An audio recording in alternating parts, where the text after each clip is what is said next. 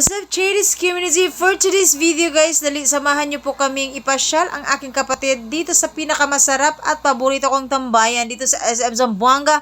Ang bread talk, ito isa nga dito guys, ang aming paboritong tinapay. Hindi ko nga alam kung anong pangalan to, basta ang alam ko masarap dahil nga hindi nga uso to sa amin dati. Saging lang uso hanggang ngayon. Kaya ito naman paminsan-minsan, ipasyal na naman tila sarili at pagbigyan at kumain naman ng mga masarap na tinapay. O ito na nga guys, kumuha na ako ng madami dahil syempre hindi lang isa ang kakainin ni Mamshi kundi madami pa. At syempre yung mga baby ko pa, 'di ba? So bigyan din natin. Kaya madami na ang kinuha ko. Siya nga pala guys, kumuha din ako ng paborito ng anak ko na may mga chocolate sa ibabaw. At ito na nga guys, antiyan pa sa luan. Ito na nga guys, pagkatapos natin kumuha ay siyang pumila na naman si Mamshi. Ito na nga mga tinapay ng bread talk. Paborito ko nga talaga dito guys. Every time pupunta ako dito. At pagkatapos namin mamili ng tinapay guys, dahil paminsan-minsan lang itong kapatid ko pumasyal sa syudad, eto na nga, minabuti ko na ipasyal nga siya dito sa SM.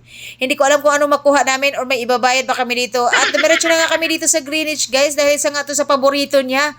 Kaya pinagbigyan na natin dahil birthday niya ngayon. At eto na nga guys, mirror on the wall. Bakit naka 20% off ang Mamshi niyo? Anyway guys, bumili nga kami nitong mainom namin. Dahil nauho na sa kakalakad ang Mamshi no. At first time din namin uminom nitong Jamaican. Masarap nga ito guys. At dahil nagugutom na nga tayo sa kakalakad dito sa SM, bumili na nga kami nitong paborito ng bayan. Walang iba kundi ang chicken, ang Greenwich, at syempre itong lasagna. Paborito ko nga guys itong breadstick. Alam nyo guys, paminsan-minsan lang kami makakain nito dahil nga sa probinsya wala nga ito. Dito lang sa syudad, o diba?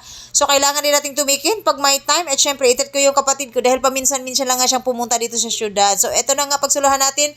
Thank you for watching. Bye everyone. God bless you.